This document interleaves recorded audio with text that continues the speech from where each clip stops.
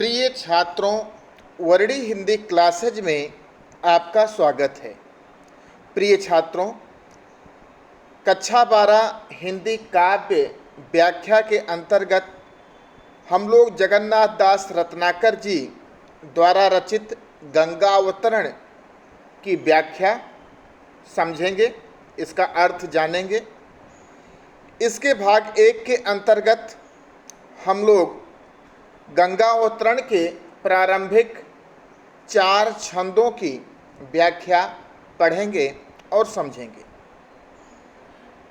गंगावतरण का पहला छंद निकसि कमंडल तय उमंडी नभ मंडल खंडति धाई धार अपार बेग वायु विहंडति भयो घोर यति शब्द धमक सौ त्रिभुवन तरजे महामेघ मिली मनहु एक संग ही सब गरजे निज दरेर सो पौन पटल भारती फहरावती सुरपुर के यति सघन घोर घन घसी गहरावती चली धार धुधकारी धरा दिशि काटति कावा सगर सुतनि के पाप ताप पर बोलति धावा स्वाति घटा घरात मुक्ति पानिप सौ पूरी कह धो आवति झुकति शुभ्रया भारुचिरूरी मीन मकर जल ब्यालन की चल चिलक सुहाई सो जनु चपला चमचमाति चंचल छब छाई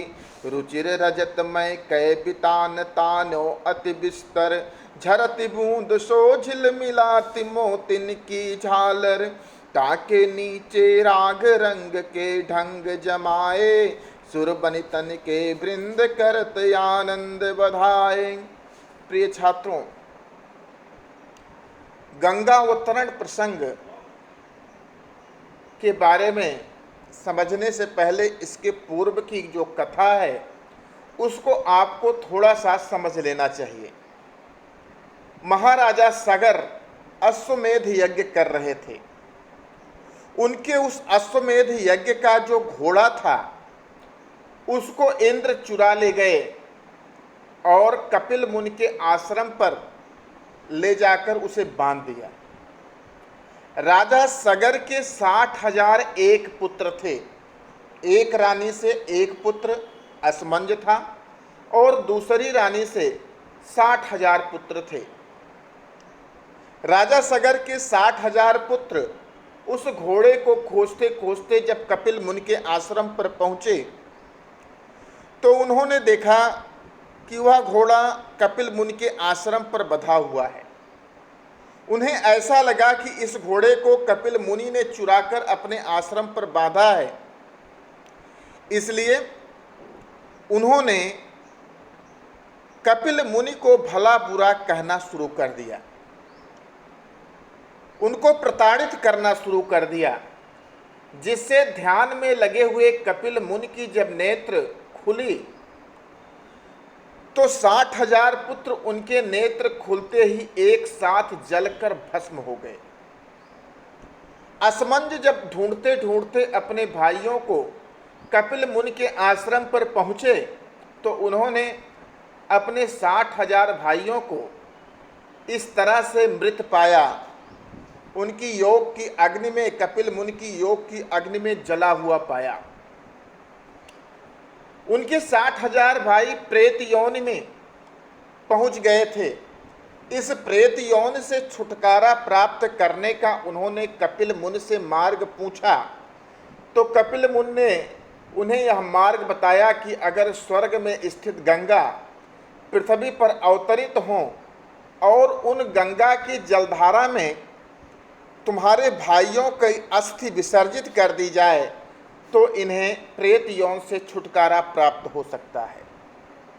राजा सगर के वंश के कई राजाओं ने गंगा को पृथ्वी पर अवतरित कराने के लिए बहुत तपस्या की, लेकिन उसमें सफलता राजा भागीरथ को ही प्राप्त हुई।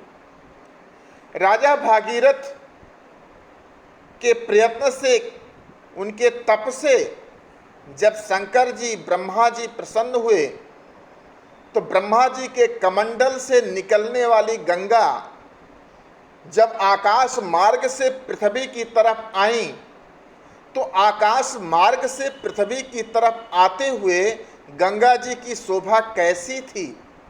शंकर जी की जटाओं में जब वो समाहित हुई तब गंगा जी की शोभा कैसी थी, और जब वो पृथ्वी पर अवतरित होकर प्रवाहित होने लगी तब गंगा जी की शोभा कैसी थी। इन सब का वर्णन रामायण, जो कि वाल्मीकि जी द्वारा रचित है, रामायण के गंगा अवतरण प्रसंग में बहुत ही सुंदरता से किया गया है। यह प्रसंग जगन्नाथ दास रत्नाकर जी ने वाल्मीकि रचित संस्कृत के उस रामायण ग्रंथ से ही लिया है, और लगभग इसका प्रसंग ठीक वैसा है जैसा कि वाल्मीकि जी ने अपने संस्कृत के महाकाव्य रामायण में रचा है।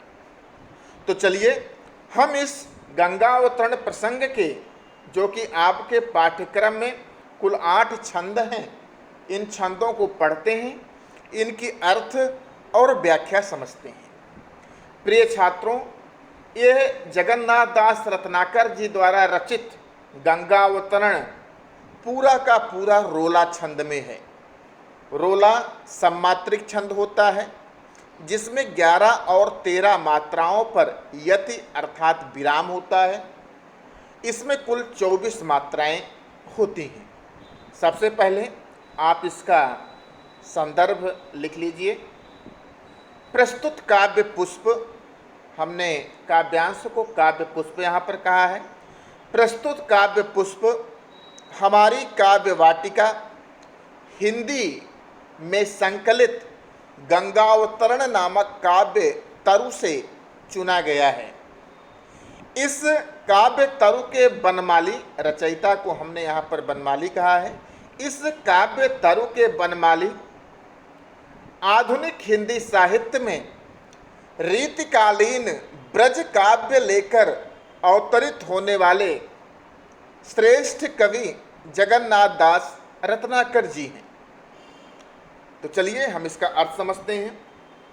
रत्नाकर जी गंगा जी के उतरने की स्थिति का वर्णन यहाँ पर कर रहे हैं कि ब्रह्मा जी के कमंडल से अपार वेग के साथ निकलती गंगा का किस तरह से ओजपूर्ण दृश्य दिखाई दे रहा है।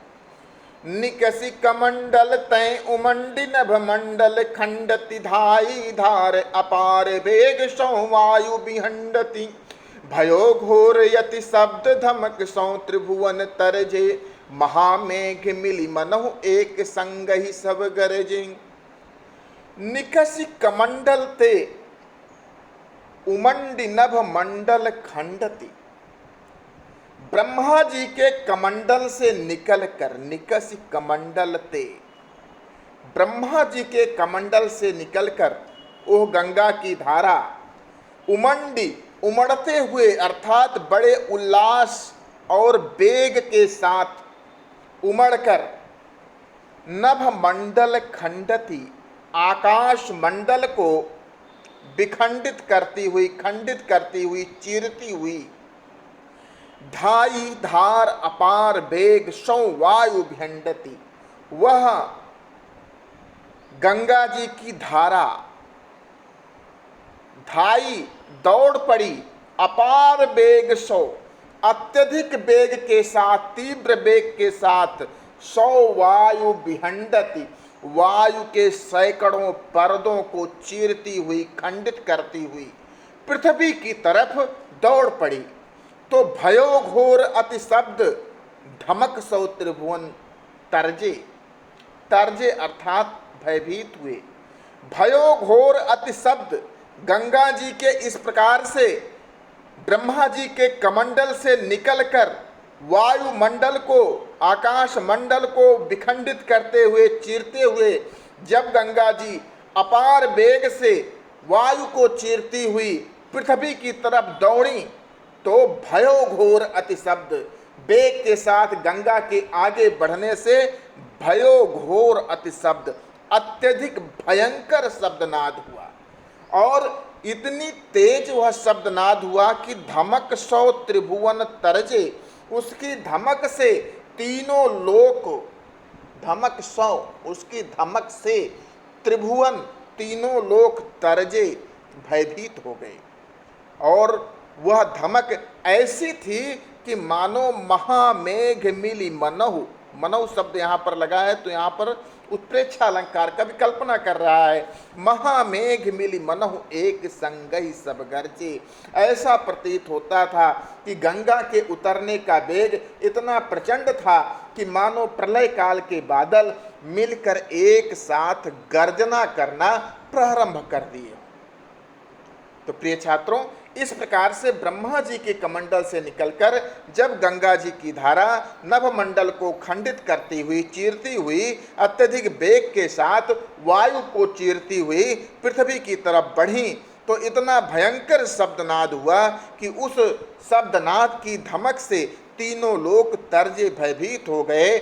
और वह शब्दनाद ऐसा था मानो प्रलयकालीन मेघ एकत्रित होकर एक साथ भीषण गर्जना करना प्रारंभ कर दिए। इसमें मनहु यहाँ पर उत्प्रेक्षा अलंकार है, ब्रज भाषा में है। ये आप जानिए कि यह पूरा का पूरा गंगा अवतरण ब्रज भाषा में है और वीर रस में कहा गया है। तो चलिए अगला छंद, छंद संख्या 2। निज दरेर सो पौन पटल फारति फहरावती, सुरपुर के यति सघन घोर घन घसी गहरावती, चली धार धुधकारी धरा दिशि काटति कावा, सगर सुतन के पाप ताप पर बोलती दावा। निज दरेर सो, गंगा जी पृथ्वी की तरफ नभमंडल को चीरती हुई, वायु के पर्दों को चीरती हुई उतरती आ रही हैं। कभी कल्पना करता है निज दरेर सो, दरेर माने क्या होता है? धक्का, रगड़। निज दरेर सो, गंगा जी अपने धक्के से, अपने रगड़ से पवन पटल, पवन रूपी, पवन का अर्थ यहाँ पर पवन, पवन जिसका अर्थ होता है वायु, पवन रूपी पर्दे को, पवन रूपी पर्दे को फारती फहरावती, फाड़ती हुई और फहराती हुई, अर्थात वायु को फहराती हुई, उसमें कंपन कराती हुई, सूरपुर के अति सघन घोर घसी, घन घसी घहरावती, सूरपुर के अर्थात स्वर्ग लोक के अत्यधिक सघन घोर घन, अत्यधिक सघन घनघोर बादलों के समूह को घसी, घिसती हुई और घहरावती, घनघोर शब्द करती हुई पृथ्वी की तरफ दौड़ पड़ी। चली धार धुधकारी धरा दिशि, वह गंगा जी की धारा धू धू शब्द करती हुई, धुधकारते हुए अर्थात धू धू शब्द करते हुए पृथ्वी की तरफ काटती कावा, कावा काटती हुई, चक्कर काटती हुई, गोल गोल घूमती हुई पृथ्वी की तरफ इस प्रकार से दौड़ पड़ी कि ऐसा लग रहा था कि सगर सुतन के पाप ताप पर बोलती धावा। ऐसा लग रहा था मानो महाराजा सगर के 60,000 पुत्रों के द्वारा किए हुए पाप के ताप को, पाप के संताप को नष्ट करती हुई, धावा बोलती हुई, इस पर चढ़ाई करती हुई अत्यधिक वेग के साथ पृथ्वी की ओर बढ़ी चली आ रही। निज दरेर सो पौन पटल फारती फहरावती, सुरपुर के अति सघन घोर घन घस घहरावती, गंगा जी की धारा अपने दरेर से, अपने धक्के से, अपने रगड़ से पवन रूपी पर्दे को फाड़ती हुई तथा उसे कंपायमान करती हुई, उसे फहराती हुई, सुरपुर के अति सघन घोर घन घस घहरावती, स्वर्गलोक के अत्यंत घने बादलों के समूह को घिसती हुई और घर घर नाद करती हुई, घनघोर शब्द करती हुई, चली धार धुधकार धरा दिश काटती कावा, गंगा जी की धारा धुधकारते हुए अर्थात धू धू शब्द करते हुए धरा दिश पृथ्वी की तरफ काटती कावा, चक्कर काटते हुए, गोल गोल घूमते हुए दौड़ पड़ी। तो ऐसा लगा कि मानो पृथ्वी पर अवतरित होने के पहले ही यह गंगा महाराजा सगर के 60,000 पुत्रों के द्वारा किए हुए पाप के संताप को नष्ट करती हुई, उस पर चढ़ाई करती हुई पृथ्वी की तरफ चली आ रही है। स्वाति घटा घहराति मुक्ति पानि पिशों पूरी, कहीं धोवावती झुकति शुभ्रया भारु चिरूरी, मीन मकर जल ब्यालन की चल चिलक सुहाई, सोजनु चपला चमचमाती चंचल छवि छाई। जगन्नाथ दास रत्नाकर जी गंगा अवतरण की सुंदरता की कल्पना करते हुए आगे लिखते हैं कि गंगा जो आकाश से पृथ्वी की तरफ अवतरित हो रही हैं, वह गंगा जी की श्वेत धारा देखकर ऐसा प्रतीत हो रहा है कि मानो स्वाति घटा खहराती मुक्ति पानी सौ पूरी। प्रिय छात्रों, स्वाति नक्षत्र के जल का एक महत्व होता है। कहा जाता है कि स्वाति नक्षत्र की वर्षा की बूंद को चकवा पान करता है। स्वाति नक्षत्र की वर्षा की बूंद अगर सीपी में गिरे तो मोती बन जाती है, सांप के मुख में गिरे तो विष बन जाती है, केले में अगर गिरे तो कपूर बन जाती है। कदली सीप भुजंग मुख स्वाति एक गुण तीन, जैसे ही संगति बैठिए तैसे ही फल दीन। बहुत ही प्रसिद्ध दोहा है कि कदली सीप भुजंग मुख स्वाति एक गुण तीन। स्वाति एक है लेकिन तीनों में अलग अलग पड़े तो अलग अलग गुण प्रदर्शित करती है। कदली अर्थात केले में पड़े तो कपूर बन जाता है, सीप में पड़े तो मोती बन जाता है, और भुजंग मुख में पड़े तो विष बन जाता है। स्वाति एक गुण तीन। इसी प्रकार जैसे ही संगति बैठिए तैसे ही फल दीन। आप भी जैसे ही संगति बैठेंगे उसी प्रकार से आपको भी फल प्राप्त होगा। तो स्वाति घटा घहराति मुक्ति पानि सौ पूरी, वो स्वाति नक्षत्र जो मोती उत्पन्न करता है, लेकिन यहाँ पर मुक्ति का अर्थ क्या हो जाएगा? मोक्ष। ऐसा प्रतीत हो रहा था कि मोतियों से परिपूर्ण, मोतियों की आभा से परिपूर्ण स्वाति नक्षत्र के मेघों का समूह घुमड़ रहा हो।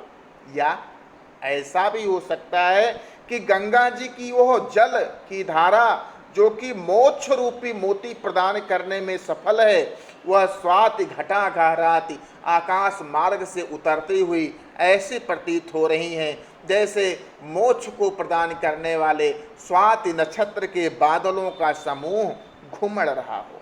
कैंधो, या तो ऐसा भी हो सकता है, यहाँ पर जहाँ पर की, कैंधो इत्यादि वाचक शब्दों का प्रयोग होता है वहाँ पर संदेह अलंकार होता है। या तो ऐसा भी हो सकता है कि आवति झुकति शुभ्र आभा रुचि रूरी, कि सुंदर श्वेत ज्योति शुभ्र आभा।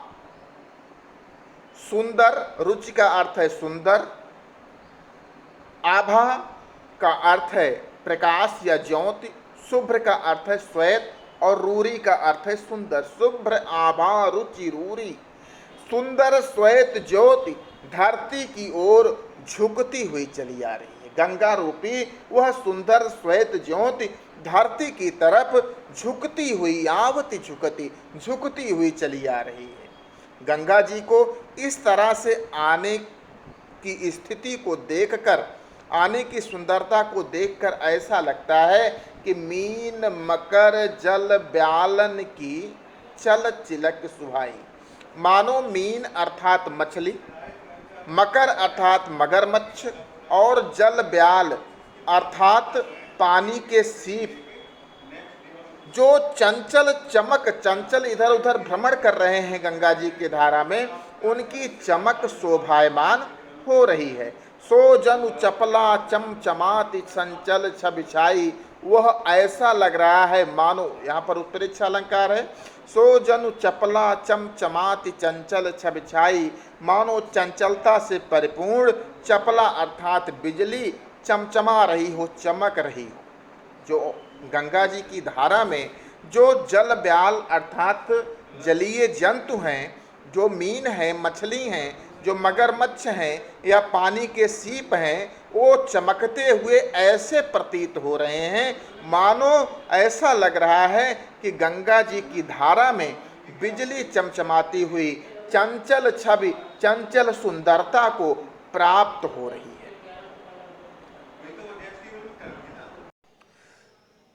रुचिर रजत में कै बितान तान्यो अति विस्तर, झरती बूंद सो झिल मिलाती मोतिन की झालर, ताके नीचे राग रंग के ढंग जमाए, सुर बनितन के वृंद करत आनंद बधाए। जगन्नाथ दास रत्नाकर जी गंगा की सुंदरता का वर्णन करते हुए कहते हैं कि गंगा जी जब आकाश मार्ग से स्वर्ग से पृथ्वी की तरफ अवतरित हो रही हैं, तो पृथ्वी से देखने पर गंगा जी की सुंदरता ऐसी प्रतीत हो रही है मानो रुचिर रजतमय कै बितान तान्यो अति विस्तर। बितान, बितान का अर्थ होता है तंबू, रुचिर का अर्थ होता है मनोहर सुंदर, रजतमय अर्थात गंगा जी की धारा श्वेत वर्ण की थी, तो ऐसा लग रहा है कि जैसे चांदी का तंबू तानो तान दिया गया हो, अति विस्तर, अत्यधिक विस्तार में, अत्यधिक फैले हुए क्षेत्र में, विशाल क्षेत्र में, विस्तृत क्षेत्र में। रुचिर रजतमय कै बितान तान्यो अति विस्तर, जैसे किसी ने आकाश में कोई अत्यंत विशाल विस्तृत तंबू तान दिया गया हो और उससे जो कभी कभी एक दो बूंदें गंगा जी की धारा के पहले ही नीचे की तरफ टपक रही हैं, वह प्रकाश से चमकती हुई श्वेत वर्ण की कैसी लग रही हैं कि झरती बूंद सो झिल मिलाती मोतिन की झालर। वह गंगा जी की धारा से झरती हुई बूंदें ऐसी प्रतीत हो रही हैं कि जैसे उस तंबू में किसी ने मोतियों की झालर लटका दी गई हो, किसी ने मोतियों की झालर लटका दी गई ली हो, जो झिलमिलाती हुई अत्यधिक शोभायमान हो रही हैं। ताके नीचे राग रंग के ढंग जमाए, सुर बनितन के वृंद करत आनंद बधाए। सुर बनितन अर्थात देवताओं की स्त्रियां, देव स्त्रियां या अप्सराएं। वृंद का अर्थ होता है समूह। राग रंग अर्थात विभिन्न प्रकार के नृत्य गायन इत्यादि के। ताके नीचे राग रंग के ढंग जमाए, सुर बनितन के वृंद करत आनंद बधाए।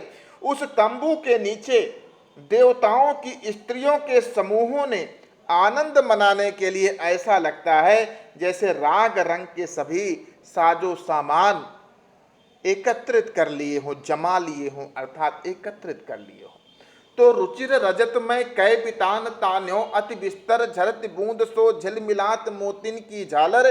गंगा जी की वह धारा आकाश मार्ग से उतरती हुई ऐसी प्रतीत हो रही है कि जैसे किसी ने सुंदर मनोहर तंबू जो कि रजत कलर रंग का है, चांदी के समान है, आकाश में अत्यधिक विस्तृत रूप से तान दिया हो और उससे झरती हुई बूंदें ऐसी प्रतीत हो रही हैं कि जैसे उस तंबू में मोतियों की झालर लटका दी गई हो। उसके नीचे सूर्य बनितन के वृंद, उसके नीचे देवताओं की स्त्रियों के समूहों ने राग रंग के ढंग जमाए, आनंद मनाने के लिए मानो राग रंग के सभी साजो सामान एकत्रित कर लिए हों और उसके नीचे जैसे गंगा जी के उतरने के आनंद मना रही हों, हर्ष ध्वनि कर रही हों, विभिन्न प्रकार से गीत संगीत गा रही हों, ऐसा प्रतीत हो रहा है। तो प्रिय छात्रों, यह इस प्रकार से गंगा अवतरण के प्रारंभिक 4 छंदों की अर्थ और व्याख्या हमने आपको समझाई। आप इसको पूरा देखिएगा जिससे आपके आने वाली बोर्ड परीक्षा में आप इसका सहजता से उत्तर दे सको, सहजता से इस पर पूछे जाने वाले प्रश्नों का आप उत्तर दे सकें और आपको अच्छे अंक प्राप्त हो सकें। धन्यवाद।